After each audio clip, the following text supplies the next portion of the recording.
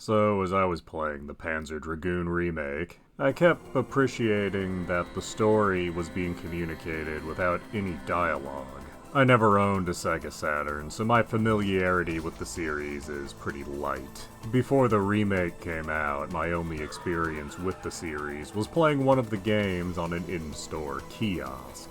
But you have that cutscene at the beginning where we see a guy on the dragon die, and our protagonist picking up his weapon and apparently taking over for him. But I can't help but wonder, am I misinterpreting this? Is it possible the kid was not intending to be a hero in this situation? Perhaps he just wanted to get on that dragon and do some dragon joyriding, if you will. I'm not sure what the flying dragon equivalent is of doing donuts on someone's lawn, but he wanted to do that.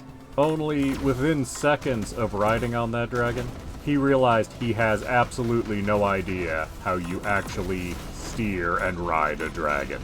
So the dragon is just going wherever it is the dragon wants to go, and the kid is just stuck and along for the ride, as the only way off the ride at this point would be a very long trip down. And he might not even be firing that gun intentionally.